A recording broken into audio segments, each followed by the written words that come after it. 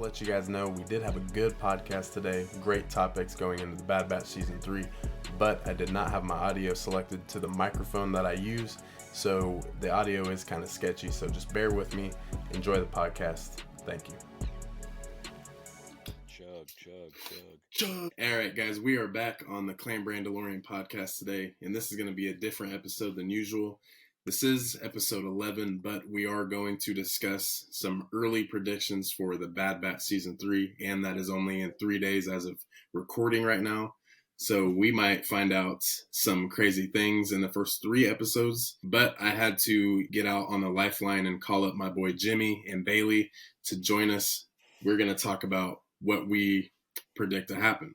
But before we get into that, we're going to do a little show and tell as usual. So, Bailey, go ahead and show us what you got. I told you I was doing this last week. I'm digging the Lego thing. So, oh, sweet.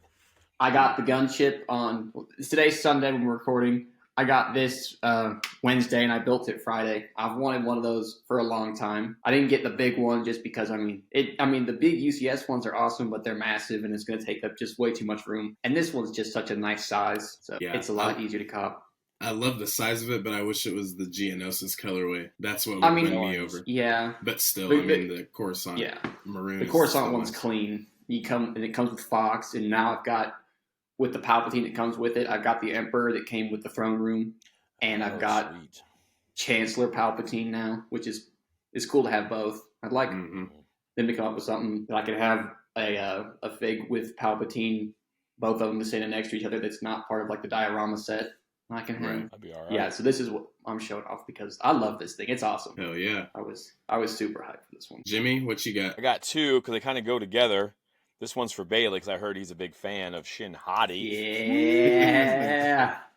All right. So I've kind of gone from collecting every single pop that ever existed to just getting ones that speak to me. And this last one speaks to me in a way that, woo, my boy, my man crush, Baylan Skoll, R.I.P.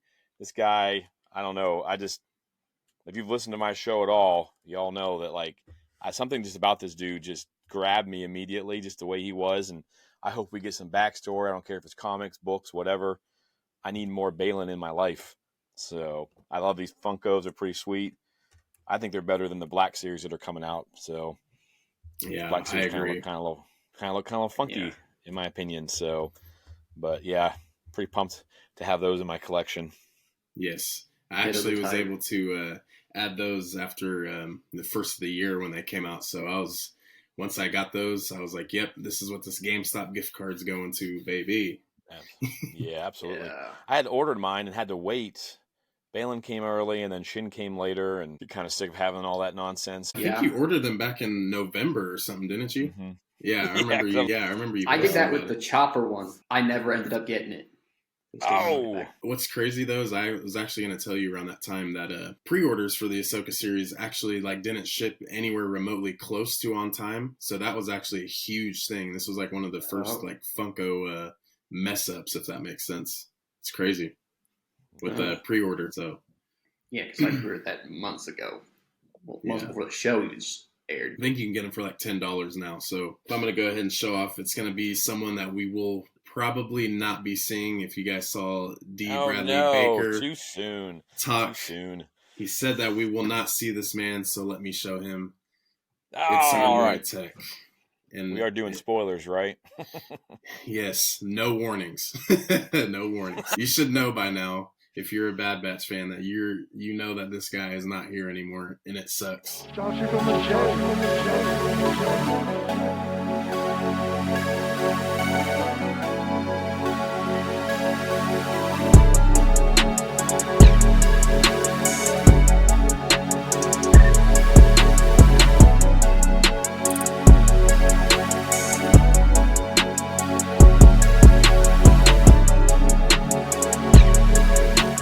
Does it ruin the show if he does come back? Even if he's rumored to be that cloned commander, do you think it takes away from the story and his sacrifice? Yes. They bring people back in Star Wars all the time.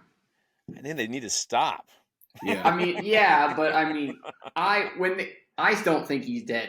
I don't care if he is or not. I'm not he's a cool character, but I don't think he's dead. I think he's gone, dude. That episode, I was episode or season 7 of Clone Wars was the only thing that had me like feeling some type of way emotionally. I'm like, God damn, dude, Rex. Yeah, I watched that last week. That was tough. Yeah, he's killing me, man. Freaking Ahsoka. It's like, what's going on?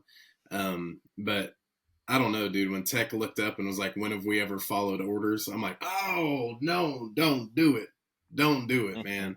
And I just think that is, I mean, Tech could have one of the best sacrifices that we've seen. And when Yes. you think about Star Wars and sacrifices, you know, all from the talks of Dave Filoni's movie doing a Boba Fett death where he sacrifices himself, or Ahsoka sacrificing herself to for everyone to get back, you know, into the main universe, like all the different sacrifices that you see on the internet. Like, I don't know, dude. The only one that we've had so far is with Tech, and that's, dude, it's crazy. That shit sucks. That was tough. Yeah, but that was a hard one. Speaking on the Clone Commander, what if that's Cody, or what if that's Boba Fett for some crazy reason? Didn't Cody go AWOL at the end he of did. season 1? So he started to figure things out. Around the end of season 2 is when it was. Yeah. It's not. I don't know. They might show us him, you know, locked up, but I don't think it's going to be him unless they've somehow brainwashed him again. Yeah, or as typical Star Wars fans that we are, it's probably just going to be a new character. Yeah. We're all like, man, who can it be? Who can it be? And it's just a new guy, and it's like, oh, all right. But yeah, I think that's the most likely. I agree. Yeah, even if it's short-lived, this season is going to be ridiculous because, I mean, just simply because they have to go out with a bang. I feel like season 1 was really good, like refresher from the Bad Batch Clone Wars episodes. But once you get into season 2 and like the first episode, they name drop Count Dooku, and that's basically all the loot that they have. You're like, oh, okay, I see what's going on here. And then Mount Tantus coming back, that's awesome. And I like that, you know, Crosshair got taken, but I love that Omega got taken, because it just seems like we're going to go down the Rebels route if it's like, oh, we're in trouble, and then 2 minutes later, oh, we're back in the ship and we're going to, you know, the next mission. It's just like oh no, and then it's like, oh, they're fine, you know, happy ending every time. So I think with Omega being captured, there's a lot of windows open now. So is there? Yeah, I would have to agree with that. Like, and I mean, you know, feel like there's like a redemption arc coming for oh my gosh, why can't I think of his name? Crosshair. Yeah, I always forget for Crosshair. Like, and I think like a lot of times he'll have earned it based on how season 2 ended, with all the stuff he's gone through and everything he's seen. He was watching all these clones. Every time I was just rewatching all of them, you know, and that general or that admiral is like, oh, everyone around you dies or defects, you know. So it's got to start wearing on him. And he looks like a broken fool in that last trailer they showed with Omega talking to him. So it might be one redemption arc that I'm down with. I think it'll be better than the Ben Solo redemption. Yeah. Honestly. Yeah. So it'll have more, you know, they have more time to develop it and stuff like that, but we'll see. Yeah. To branch on that, dude, I think, you know, watching the first episode of the Bad Batch and like revisiting the Clone Force 99, I liked Crosshair the most. But once he was kind of dabbling in with like, why did you let that Jedi, you know, run away? And he's just kind of just questioning him, Hunter, the rest of the episode. I'm like, all right, dude, you're annoying. Like, I know his inhibitor chip is, you know, more effective than the others, but it's like, dude, like, it just makes me mad because he can't understand like the rest of them do. And especially finding out that that's Kanan Jarrus, I love that little callback, you know. Yeah, that was cool. That's really cool. I want to get this started just because I feel like this is going to be one of the biggest things in season 3 is cameos and surprise appearances. Jimmy, if there's any surprise appearances that you can think of off the top of your head that you want to see, if you're to bet good money and you're going to win, who do you think is going to show up? Obviously, Fennec Shand, Cad Bane, we see that they're in the trailer, but is there any other characters that aren't shown that are going to be popping out? Well, of course, they've piqued our interest with Asajj, does that mean Quinlan's there? Does that, timeline wise? And they said they're not going to be retconning anything because there's a lot of trolls online still, even though they've released a statement saying that they're not retconning anything. So if she's alive, and if you've read that book or listened to that book, I've been binging everything Asajj and Bad Batch the last couple of weeks, and those two are going to be together if he's still alive, or depending on the time frame. I kind of curious where Gunji's at. Is he going to show back up? Because they've got themselves quite the crew. If they need to, assemble a team, they've got themselves a group that they can come in. I like to see Embo. I know that's kind of a weird, but they're going to start bringing bounty hunters and stuff in. I'd like to see Embo. I don't know, because if you've listened to anyone or read anyone's tweets or Instagram post about people who've seen the first 8, they say there's a slew of cameos. So it should be interesting. I'm just kind of sit back and wait, but I want to see what Jedi they bring out. And, of course, you're probably going to get some of the main ones that we're thinking of. But, I honestly, as long as it pushes the story forward, I'm fine with whoever. And then there's also rumors that there might be more Asajj Ventress coming, like in a different format, or possibly I saw something. I don't know if it was Star Wars Meg or somebody talking about it, but so I mean, if her and Quinlan show up, who knows what could happen? They take the kid. Where's the kid? Give them their own damn show, dude. I will. Yeah, that would be sweet. I don't know what I would do. I don't know if I'd handwrite a letter, type a letter, and I don't even think an email would do the justice. Disney would literally get some of the best words that I could ever put together. And then just to discuss, kiss you on the mouth. just to let it out, dude. Imagine a Asajj Ventress and a Quinlan Vos Funko. They're going in hard enamel cases, and they will never breathe the same air that I do. Disney, make it happen, please, please.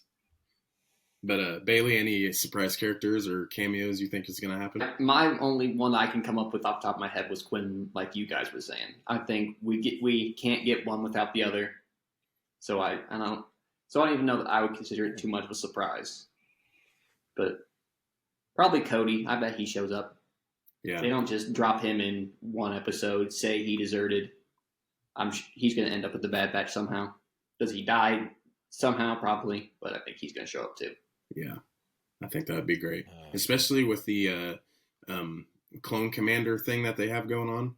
Like, Cody was supposed to be, like, in Legends, I'm pretty sure, was supposed to be taken in as a, like, super stormtrooper. Like, had his own armor, like, glowing eyes, and it had, like, I think it had sort of like a Beskar alloy to his suit. That way he was kind of, like, undefeated in some sort, but obviously that's not happening. So I'd love to see him back there. What about the Rebels? Is the timeline line up for the Rebels characters to be in this? So they're only 3 years post. I think 3 years they'd be max. Way too young. Post. Because Hera showed up in season 1, a young Hera. Yeah, never mind. I sometimes keeping the timeline in order in my head. I just need a big poster, like a big chart in front of me, so I don't say dumb things like that. But yeah, I don't know. So. Yeah, there's a lot that could happen. I mean, it's a prime time in the Star Wars universe. Only a couple of years after Revenge of the Sith. So, I mean, even Cal Kestis would still be young. He would be probably 15. He's probably the same age as Hera if you look at it. So Hera was probably 12 when her and Omega were on the ship, on the Bad Batch ship. I mean, they were on Braca, weren't they, in one episode? That's where Cal would have been. Mm-hmm. Yeah, I was thinking that too. When they said that's where they were, I kind of figured maybe they're going to throw him in there, but they didn't. I think that if they were going to throw him in, that's where they would have. With a fan servicey entrance for me, I would love if, in the Book of Boba Fett, when Boba Fett got Fennec kind of souped up from the modifier, and she was laying out on the sands, and Boba was just sitting up back against the bantha when he was eating food, and she wakes up, and they kind of have that introduction to each other, and he's like, "Yes, you're Fennec Shand, master assassin of the Mid-Rim," and she's like, "Who are you?" And he's like, "I'm Boba Fett," and she's like, "Boba Fett's dead." So obviously she's never seen him without his helmet on. So for me, I think that Boba Fett may be in the Bad Batch, and for even an episode, 2 episodes, 2 minutes, I think him and Fennec might cross paths or even work together, showing that she knows who Boba Fett was. That's why she called him out and was like, "You're not Boba Fett. He's dead." So only seeing him in his armor. And maybe this is the first time we get to see Boba Fett in Jango's armor. Would be all right. Because cool. in Clone Wars, he's wearing kind of like that red. It kind of looks like Wrecker's helmet, kind of. It's like that flat, like red and silver. So yeah, I think he's gonna translate more into the bounty hunter lifestyle, like instead of him just being a kid running the group. So I think that would be really, really cool. And maybe, since we know Cad Bane's in it, maybe they have whoever they're having a bounty after, whether it's Crosshair and Omega, if they break out together. So that's why Cad Bane and Fennec are maybe hired to capture. And maybe Cad Bane and Boba Fett maybe have the infamous shoot off, and that's where they both take each other out, and we get to see that in the Bad Batch, because that was cool. Taken out of Clone Wars. This is the time to do it, bring it to light. That'd be cool. My fan service one. Go ahead. No, go ahead, Bailey. I want to see Hondo for no reason other than I just love him. Dude, you know what? You guys should have asked Don on your last podcast if there was any chance that Hondo would be in the Skeleton Crew, because I think that's where he shows up. Oh, that'd be live action Hondo. I would shit. Yeah, I think that's what's going to happen. I mean, yeah, she's going to come on the show, so we'll be able to talk to her what it's like or whatever, hopefully after Skeleton Crew is. But, Disney's got them all locked up and people watching their houses. Yeah. Getting ready to black bag them if they say the wrong thing. So your whole house is bugged. We know exactly what you're saying. You can't even whisper. Yeah. Can't even think about it. They have it. Disney inhibitor chips. They know what you're thinking. You have a blacked out Mickey Mouse at your front door. Like, say that again. Think that again. But dude, yeah, Hondo. Imagine if the Bad Batch have to team up with pirates. That would be wicked. That's numbers. Oh, they are. Right? What's the lady's name? The Tech's girlfriend? Oh, Sid? Yeah, no. Not Sid. The other one. I can't Wanda think of it. Sykes. Yeah, Wanda Sykes' character. So I mean, she'll have connections. You think Mike Maz Kanata could show up? I mean, there's all kinds of Maz, yeah. I didn't think about that. So, yeah, that'd be Han, awesome. where's my boyfriend? Where's that Wookiee? Yeah, that'd be cool if she came, especially into animation in that Clone Wars animation studio. I love that that studio, because I feel like they get characters spot on, but it's and then in the Clone Wars twist. So it's just you can tell it's the character, but they're just altered just a little bit, get their own look. I love that. So I'm hoping we get a lot more characters like that. That would be really cool. That would be cool. Do you think we will see Kashyyyk in this third season? Or not Kashyyyk, Kamino. Especially with Tapoka City being blown up, which that sucked. That really sucked. Yeah, that was kind of a bummer. Just thinking, where Kenobi and Jango first met, and where they, had a standoff, where Boba Fett grew up, and where all the clones grew up, so seeing that, go down in shambles kind of sucked. But maybe, do you guys think that they'll go back to Kamino at all, just to kind of maybe look at the ruins, if there is ruins, if it doesn't just sink? I mean, they had those underwater cities. I mean, who's to say? Think about our ocean and what little we know about it, right? If you just take real world scenario and you say, and this is a whole planet of oceans, it could easily be something hidden there. And if you think we're talking about Fennec Shan, she's been hired multiple times to keep Omega safe and away from Cad Bane. What if she gets information to the Bad Batch or to Omega and they go find some secret thing, and who knows what happens? That could be the secrets to Palpatine's return. Some deep, dark, things they're not supposed to be messing with kind of stuff down there. Right. Yeah, that'd be cool. See, and I wonder if they'd address it in the Mandoverse by any means, to kind of give more of a backboard for Palpatine's cloning, but maybe in the Bad Batch, like you mentioned, they know something, and so maybe we get to see Palpatine talking about like a plan B or like a plan C. Like if something fails with the Empire, don't worry because I'll come back. Like I'm, and that's another thing too is like with him coming back. I don't necessarily hate it. It's just it's definitely a rushed idea, but it also shows how obsessed Palpatine was with immortality, and he mastered it. He came back. He had the right resources, and the whole cloning facility, and like the Kaminoans, like they're smart people. Like they had that down to a T. So Palpatine coming back, it's really not a surprise anymore. You guys read the Aftermath series, Oh, Gallius Rax? I've watched a lot of YouTube videos, kind of recapping them. I mean, they kind of set the groundwork there for how obsessed he was with like Plan Bs and Cs, because like they take off. He has his character Gallius Rax, who might be a pretty sick, cameo, because he's gonna be a young kid at this point, kind of like young, middle, like teenage from the stories, and then him telling his stories to like Sloane and things like that in the books. But he's kind of like the guy in charge behind the scenes for the series, where he's getting stuff, and they're going to go out to the unknown regions. They had something planned. I'm assuming now that's Exegol. But like you said, like Palpatine has all these plans, and they've set that groundwork with that book series. So yeah, that could easily go into like him having like multiple different plans to, not die. Permanently. Yeah, and I like that because it just, when you really think about it, it all makes sense. It's after all, it's Palpatine. Like he wins. He outsmarts everyone, and yeah, I love that. And just the other week, I was learning about like the Revenge of the Sith scene. Where it's treason. Then Mace Windu, Saesee Tiin, Egan Kolar, and Kit Fisto pull up and trying to take in Palpatine. And like when he does his spin, like he used the Sith scream, and I really didn't even know anything about that tactic. So that's why he was moving so fast, and like Egan Kolar and Saesee Tiin were just done, just like that. Chumps.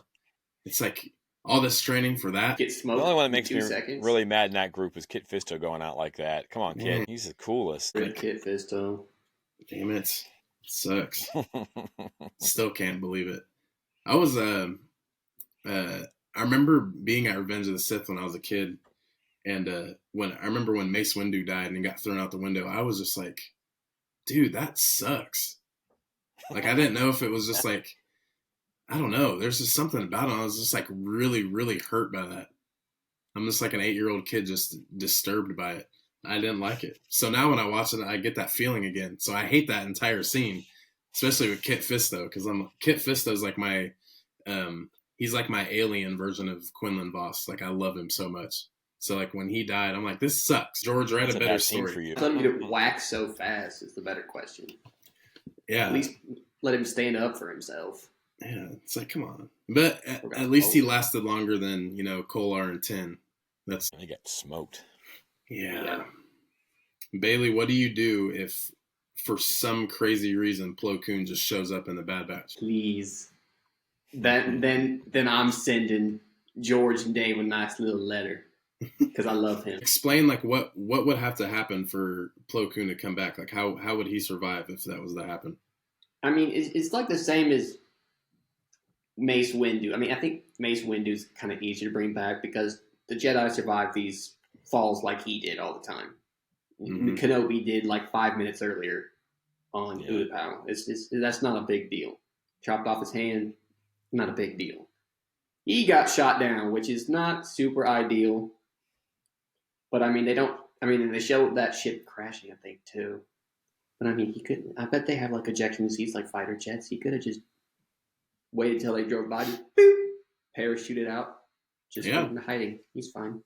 I mean, if you look at the debris, you can tell that the cockpit kind of shoots off after the landing. So when it hits, it could be from the explosion, but you never know. Or it could be from him ejecting. Yep, he could. There's maybe an eject button in the cockpit, and he flew out. I mean, we've seen Grogu hold off flames, and we've seen Kanan hold off flames. So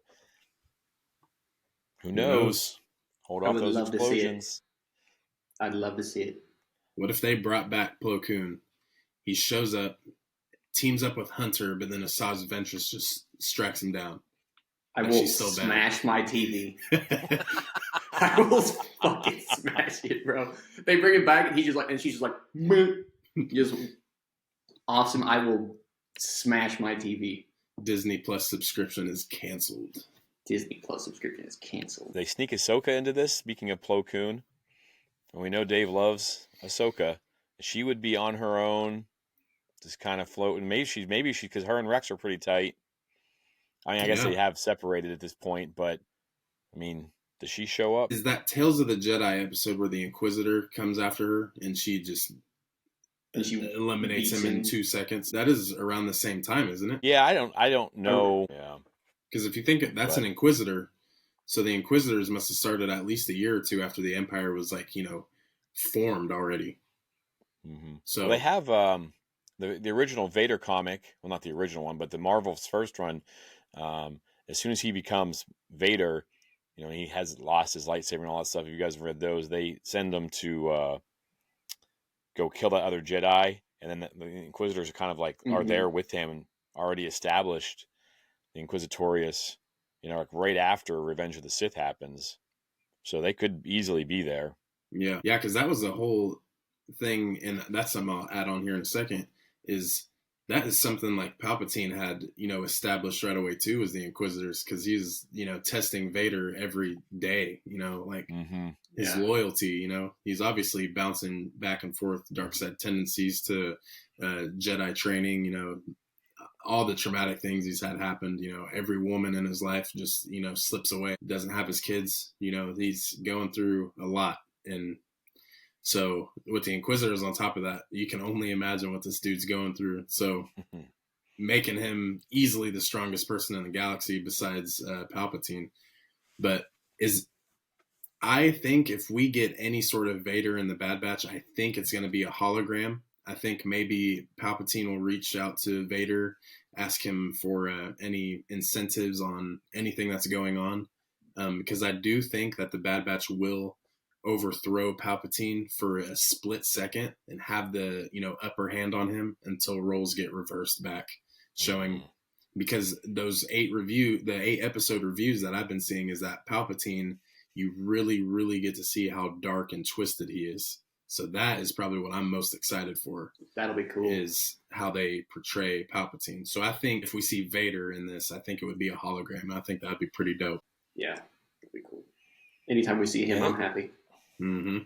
I just don't put anything past Dave, man. The character's out there. He's going to bring him back if it fits.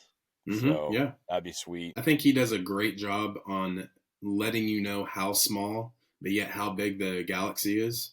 Mm-hmm. Because obviously there's millions of different characters, from Grief Karga, may Carl Weathers rest in peace, like a character like him, over to Grogu. And we don't even know where Yoda's from. So how did Grogu get here?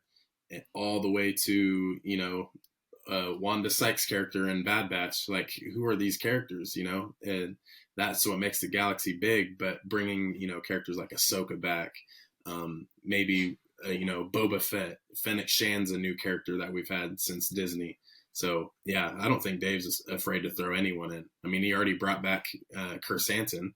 Who would have ever thought that we'd see a comic, book character just come back to, canon? That's awesome. So there's a lot to expect, I think.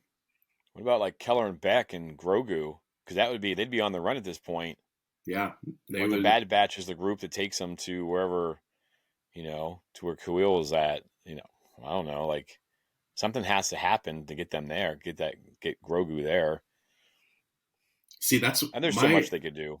Oh yeah, and it's funny because it makes a good hour of content for what we try to do every day. Is all of these different things that Disney branches off, and it just gives you ideas. So like what I'm thinking is we obviously see Grogu and Kelleran go to Naboo, so that's where they're going after Order 66. So maybe Grogu meets up with the Gungans and is hiding in the, underwater, like little bubble cities that they have. Gungan City.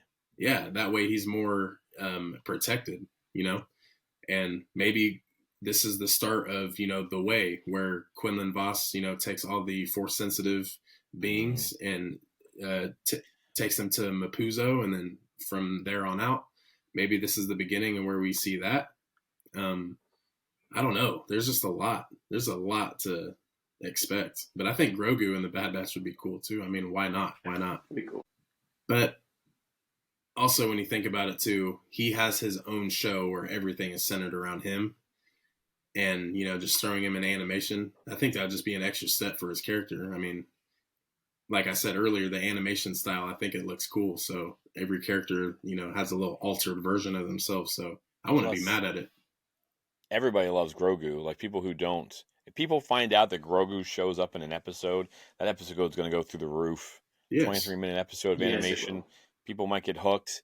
We're going to talk about it on my show tonight, but like rewatching the seasons, I think it would be better. The first season would have been better binging it, but it's an impactful show. Like, it really does. They do a good job. But think about if they plop Grogu down in the middle of this, get Kelleran back. Everyone's loving on, Ahmad Best as well. He deserves all that love for all the hate he got beforehand. Man, their numbers would explode for an animation show. Oh yeah, oh yeah. So. Anakin, Obi-Wan, Ahsoka, like in Clone Wars, obviously those are the huge characters that we missed from the prequel era and got them back. But just imagine these characters that you can just dive into. I mean, it's all money and entertainment at the end of the day. That's why we love this, because it's a good source of entertainment. But I mean, I can't think of anyone who doesn't like Grogu. Like, people are, it's a baby version of Yoda. How do you hate that? So, yeah. And then plus there's I know a lot of people that are like, nah, I don't watch the animated because it's like a cartoon. It's not good. No, like the Clone Wars, honestly, in my opinion, has some of the best storytelling that you could ever ask for in the Star Wars universe. I have been preaching that since I was one of those people who was like, I'm not watching animation. Watched that Clone Wars movie. It was not great. No. But then I binged through Clone Wars in like 2 weeks or something, just killing it. And I was like, whoa, this is amazing stuff. Like, all the stuff that they do to tie Anakin's fall just makes it all that more impactful when he does finally fall in the, Revenge of the Sith. So yeah, people who think that, I get it. I was there. I'm like, oh, I'm not going to watch animation. But once I did, I was like, I can't wait for it. I thought Bad Batch Season 2 was better than Mando Season 3 as far as emotions and stakes and all that stuff. I was more excited to watch that show than I was Mandalorian when they were overlapping with each other. Mm-hmm. First thing I'd watch was the Bad Batch. Yep. It had more of a context, as I love Jack Black. I love Lizzo. I tell Bailey this all the time, but it's just like, dude, like, what is this episode? The best part of that episode was Christopher Lloyd and a super battle droid. That was the coolest thing of that episode. Yes. What's going on? And like, if you looked on Twitter, the biggest thing that was trending after that episode was obviously Jack Black and Lizzo, but freaking Bo-Katan's cheeks, man. Like, are you kidding me? Like, there's not even a good enough story here. This is what people are tweeting about now. Like, come on. Like, give me a story. Like, what's Mando 1 and 2? Instead, people were tweeting about Katie Sackhoff. Like, come on. What's Jack Black doing? I agree. They kind of lost their way on it a bit. Scrambling. Man, and you get such a legend of an actor in Christopher Lloyd. And, like, he says Count Dooku, which was awesome. He's like, what did he say? He said Count Dooku was like a theorist or something like that. Like, he was, one that he wasn't a separatist, but he was one that, out thought everyone, like the process that he was trying to deliver, which, makes Dooku's character even cooler. Like, that was probably the best thing of that episode. But I would by far take Bad Batch 2 over Mando 3. Yeah, I haven't rewatched any of those episodes. I haven't. I watched them once and I was done. The Mines of Mandalore, I rewatched that. I loved that. Okay, I did rewatch that one too. The third episode of that, where it was all in Coruscant, that was so beautiful, but that story's stupid. I do not care about Pershing. Like, he had such a huge... Especially when he just gets fried. Like, he doesn't even have any purpose. He just gets toasted. I mean, we don't even know how he dies. And I love how they... show him walking down the steps where Anakin ran up the steps. Like, that's Mhm. cool. Like, the little That Easter was eggs. cool. But, and then they also show the Rock, like, in downtown Coruscant. Yeah. Where Mhm. Keller and Beck and Grogu, like, slammed into and then went off. Like, that's all cool, but, like, and a lot of people forget, like, in Mando season 3, we see how Grogu was saved.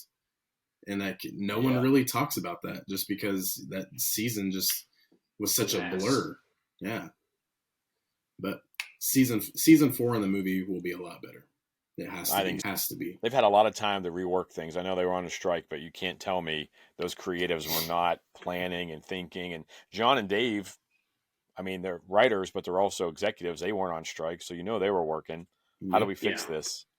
My only concern is that movie's going to look like poo-poo because they're just going to do it all in the volume and they're going to rush it out to get some movie out into the theaters, and it's not going to be great, and it's going to be detrimental to Star Wars and just continue like a, I love Star Wars and try to find the good in everything, but you can only get so many strikes before you're going to start losing people.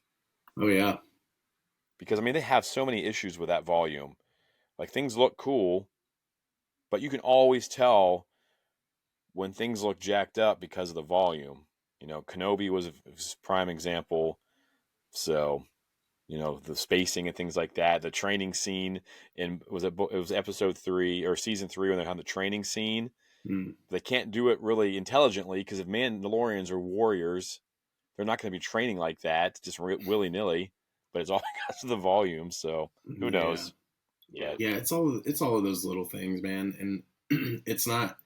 Especially for us, like I've said, we love it. It's a really good source of entertainment for us. But, like, we have that upper hand against other fandoms because it's almost like we're all diehards for it. So we want the best thing imaginable, but we have 100%. Nothing.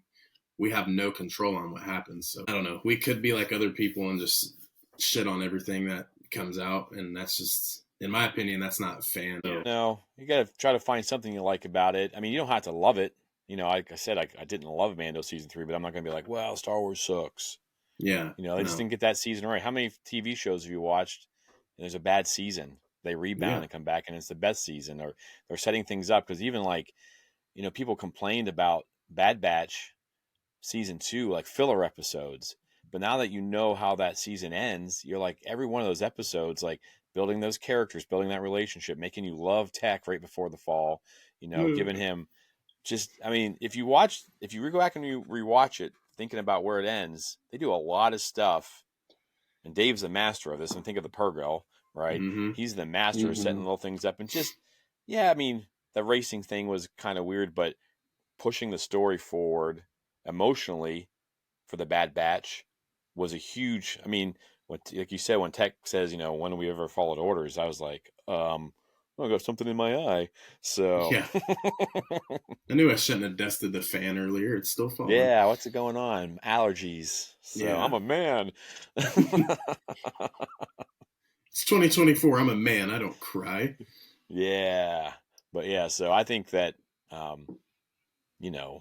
filler episodes, whatever. Maybe that's what happens with. I know we're talking Bad Batch, but real quick, like maybe that's what happens with Mando season 3. They're able to take that and some things that happened there, they can build on it for season 4. But I'm excited to see how some of the stuff comes back around for season 3 of the Bad Batch, though. Like, and how they're going to tie it all together. Like, it's going to be crazy. I think it's going to be insane. Like, it might be the best animated season, given how much it could impact the Star Wars story moving forward.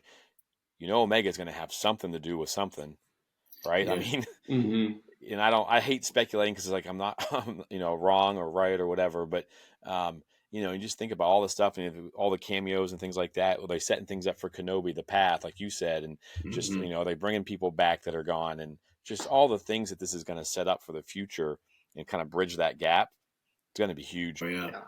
Well, and that's the thing, too, with Omega. Like, what would be the ultimate point of her even being in the show? A lot of people, season 1, thought she was so annoying. And I was one of those people. I'm like, why is this? Why is her voice like this? Why is she talking like this? Yeah. Hunter. Tick. Rika. It's like, all right. But, like, she has some sort of high significance. So, I mean, I don't think she's going to die by any means. Maybe 75-25 chance, but I just think she has more of a worth to the Bad Batch. I think she's the cool addition to the Bad Batch. I mean, maybe Echo is going to have his 20th death in the Star Wars universe. Poor Echo. Maybe he goes down. Hunter, I think Hunter, it's hard to tell, with Hunter going on, but I really think that Wrecker might sacrifice himself. He's the big body. He's the tank. So I think that, if there's going to be a significant, player going off, I think it's going to be Wrecker, just because he has that strength. Maybe he's holding up a door or something, and they have to get out the door. And he's like, you guys watch The Walking Dead at all? Oh yeah.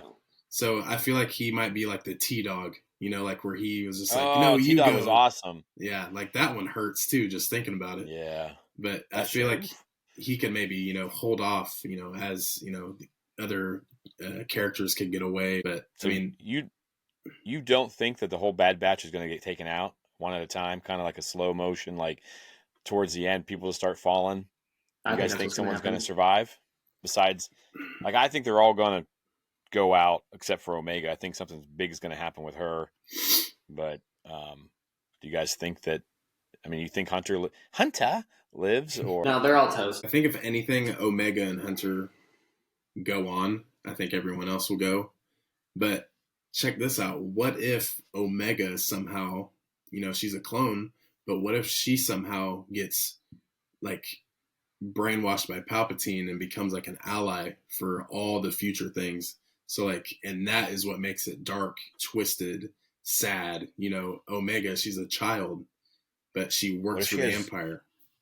Orange hair in the season, and they start calling her Mara Jade. I'm just kidding. Oh no! Can you imagine how mad and angry people would be? But I mean, they'll be mad and angry too if they do that, though, Brandon. If they turn Omega bad, even if they brainwash her, people are going to be pissed. Oh yeah. I mean, I think that's the biggest thing for me this season is what. Obviously, Quinlan Vos may be coming back. Asajj Ventress, huge player. That's going to be great. The Bad Batch, how they go on, how they don't go on. But just watching Palpatine, play chess. Palpatine's going to make the right moves. And like I said earlier, I think he's going to make one mistake, and it's going to throw the Bad Batch and whoever their allies are above. And we get to see Palpatine scared, watch him struggle, understand that he's, he doesn't have the high ground. And, the Bad Batch straight, is winning. But then I think Palpatine's going to do something very, very messed up and just show why he's the emperor of the galaxy. That would be, yeah, that would be good. I mean, yeah, if you hurt Omega, people are going to hate him even more than they already do, which is what you want. I mean, you want your characters to be, I mean, I think that's why they struggle with Thrawn. They love him so much, they don't want him to be too bad. They do too many horrendous things. That's a good But look. Palpatine, nobody likes. He does something like this and he hurts a kid or something. Oh my gosh, look out. Yeah. Yeah. See, and that's the thing, like Vader and Palpatine, like, episode 3, we see how that turns. They're going to be ruling the galaxy. And then we see A New Hope. And we're like, oh yeah, they're just the big bad. And you don't even see Palpatine. In episode 5, you see him for 30 seconds. Yeah. And all of this time between episode 3 and 4, it's, 19 years? Yeah, so like... Yeah, because they're like 19. How big and bad is Palpatine? How big and bad is Vader, actually? And then we get the Kenobi series, and we see Vader out here force-choking dads, snapping necks, dragging Obi-Wan through the fire. Like, it's scary, dude. That whole scene was just scary. That was awesome. Yeah, I was stunned that they did that to that kid. Like, that he didn't, like, choke out the dad. Like, I can see him snapping the dad's neck or whatever, but they did that to that kid or whatever. I was like, what the? Just, I mean, that was a scary episode as far as, like, Star Wars goes. Mm-hmm. That's like right up there with the cave on Dagobah, kind of like chills. Oh yeah.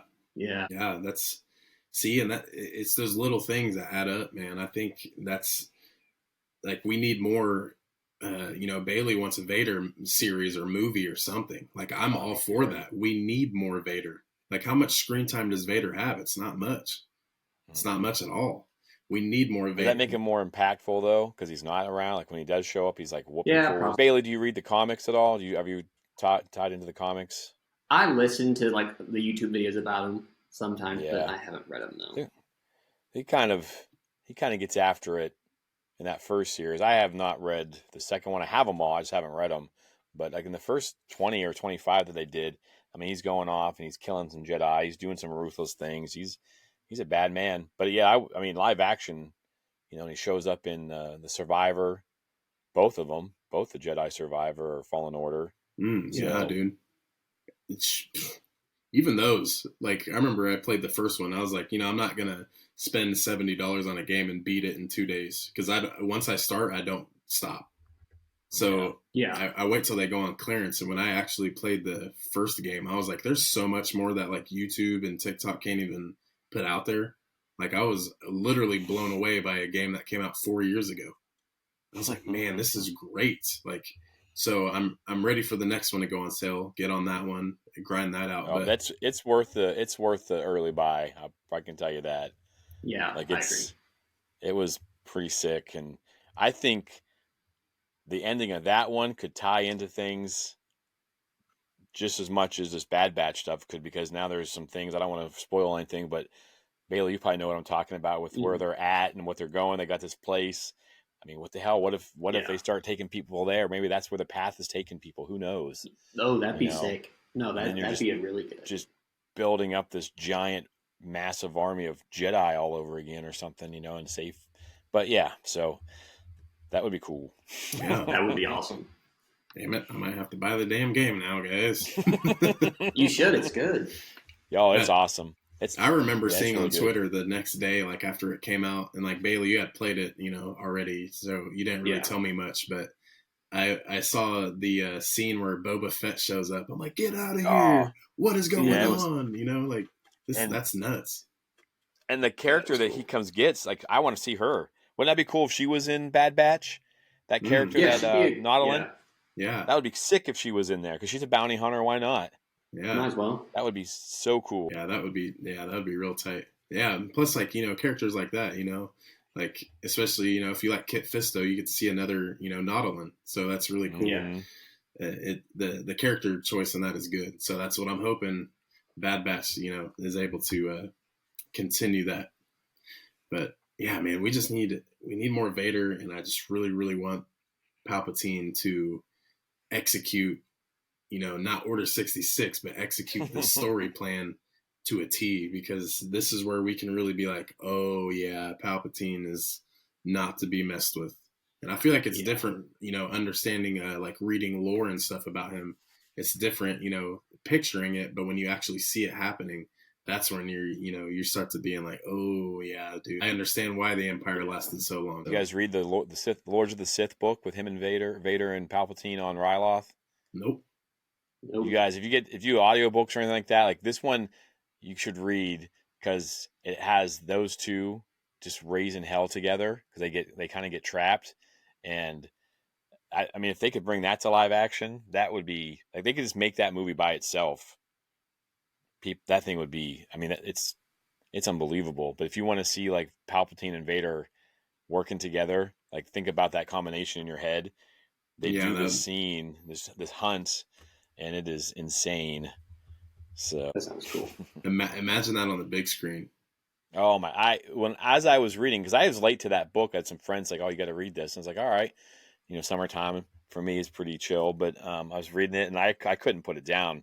And it ties in. It's got stuff with Cam Syndulla and all those guys. Hera's dad's in this, and then when I was reading it, I was just like, why haven't they not made this into a movie?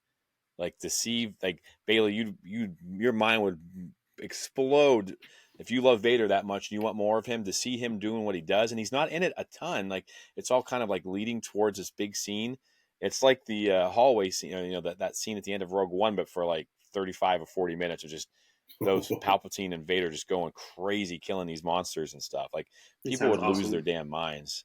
So, But yeah, I'm not sure why they haven't touched some of that stuff yet. Like, I mean, and there's no actors in that. There's no characters in that outside of Vader and Palpatine that people would really know, like the normal fan. So you could do it easily.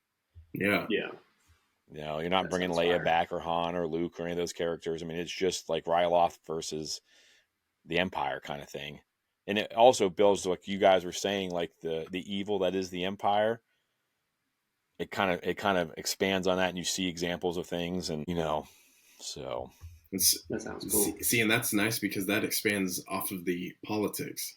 You kind of put that that kind of advantage to the side, because obviously they won the galaxy. Some people don't go with them. It's just like how we have politics here. It works the same way, but it's able to use the force and like the manpower of those two. That would, like, how do you lose? It's a blockbuster. That would hit. Yeah, that'd be sick. And Bad Batch sucks. Like, that's what I hope the Rey movies are. I hope it's just a new thing to where it's like connected. It's Star Wars, but it's just new, and it's able to be a blockbuster because everyone's joining forces again, and is able to have a struggle but come out of it. And it's not just like your normal story. It's just things we haven't seen that we can only imagine within the Star Wars universe. Like, give us new Jedi, give us a whole new order, like difference. That's what I like about it. I think that the Acolyte and the High Republic could set some stuff up for that series that would make it. If Disney wanted to connect everything, the bad guys in the High Republic, you have a few of those people escape at the end of this series, and then they show back up. The kids of them show back up, or the kid of Marchand Rowe shows up and wants to get more revenge. I mean, you're talking a big bad, and then you're talking about people going back and checking out the High Republic all over again, checking out the Acolyte because they're building it up. I mean, you could connect everything in a way that, and it's not, it would make sense. And then you could just it's all tied together, and just people are just diving back into stuff they haven't read yet or haven't watched, and it'd be awesome. Oh yeah. Sign me up, man. I'm ready for it. That'd be cool. But Bailey, is there anything with the Bad Batch that you need to happen? Is there anything that we didn't discuss that you'd just like to kind of throw out there to kind of wrap it up? We've kind of covered everything I kind of want to see, to be honest, between the three of us. My only thing is I don't want everyone to die. I think it's going to happen. It probably should happen, but I don't want to see how all of them die. It's just going to be tough. Yeah. There's a lot of questions to be raised, if characters don't, die, or if they do, like, where were they during, A New Hope? Exactly. I think that's why they have to do it. Yeah. Rebels even, Rebels, we get Rex back. So it's just like, where was everyone else? Where was Cody? Like, Why wasn't he there? So, or Hunter. Exactly. So yeah, it makes sense. Yeah. Jimmy, anything else to throw? I just, like, kind of what Bailey said, like, I would prefer someone to live, but once they're still alive, like, I want a clear defined, we're not going to get this, but I'd like to know, like, when this show ends in 16 episodes or whatever it is, I want to know, okay, this is what happened here. Like, this led to this. Don't make us guess a ton of stuff. Like, just show us.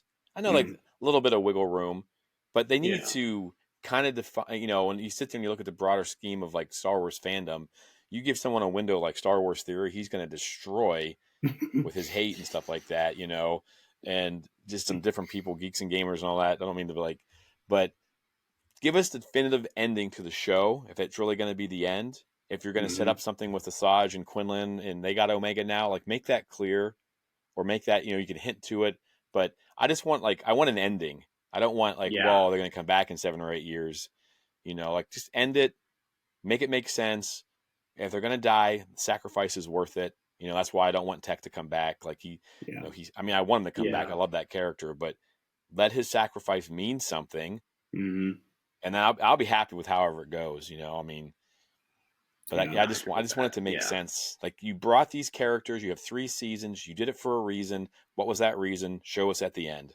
Yes. I agree. That's exactly what I want. There's so much that can go on. Maybe all of this ends and it creates a new door for, they said that Asajj's story isn't over yet. So maybe her, whether Quinlan comes back or not, maybe they take Omega and they go off and here's a new show. here's a new thing that you can, adapt on. Maybe this is their, bring them to live action. Who wouldn't want to see a live action of Saw's Ventress? Like, we would love that. Yes. But yes, Tech dying, like, I want it to mean something, because that was a huge sacrifice. That was the reason why they're all here. They're able to keep going. So I think there's going to be, I don't think that was the first, and I don't think that was the last sacrifice. So there's going to be a lot to see, and I'm excited for it. And it starts in 3 days. The time of this recording, we're right here. Fire. And I'm starting to get that Star Wars feel again, like something new's coming out. So I cannot wait. I think this is going to be great. And we have a lot to look forward to this year. So this started off with a Bad Batch and get an end. Ultimately, that's what I want, is a good end. Whether a story is over or it's going to continue, just a good end. Make things make sense, like Jimmy said, like Bailey said. Yeah. Just make it make sense. But all of the Bad Batch season 3, reviews that we're going to have coming out. We'll probably get Jimmy and the rest of Explore the Force back on and talk some stuff. Let's go. Bailey is always, one call away. So if you guys on the channel expect to see these guys, don't be surprised when they come back. But thank you guys for watching. Jimmy, please tell us about what you got going on your end with your friends and family in the Explore the Force universe.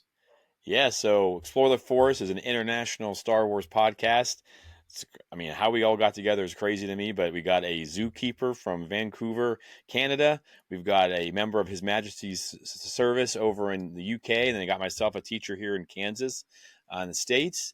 And we do like a weekly show just like this, where we have a main topic. We'll have guests on. We've had a couple good ones. We had a woman who wants to be the live action of Saw's Ventress. She's making a big push on social media for that. We had the characters from some different movies, and we had Dawn on. She's just on Skeleton Crew. She's been in all the, for the most part, all the live action. I do some Lego videos. We all have like little things we do on our YouTube channel as well. Like, we just cover it. We'll do book reviews, show reviews. We're going to have reviews for Bad Batch Wednesday night afterwards real quick, just kind of stuff like that. But just check us out, Explore the Force. We're on all the social medias, and you can hit us up with an email too. Yes, very, very international. If you didn't pick that up, everyone's on a whole different side of the planet Earth, and they all make it happen. And it's good. They're some of the first people I was able to join with the within the podcast universe. So always good watch, good conversations, good people ultimately. So go check them out. Give them a follow on all socials. Explore the Force. Plant that in your brain. That way you can't forget it. And of course, guys, Bailey, all of his socials will be dropped down in the bottom. So make sure you guys check that out. But until next time, everyone, thanks for watching. Clan Brandolorian, I'm out.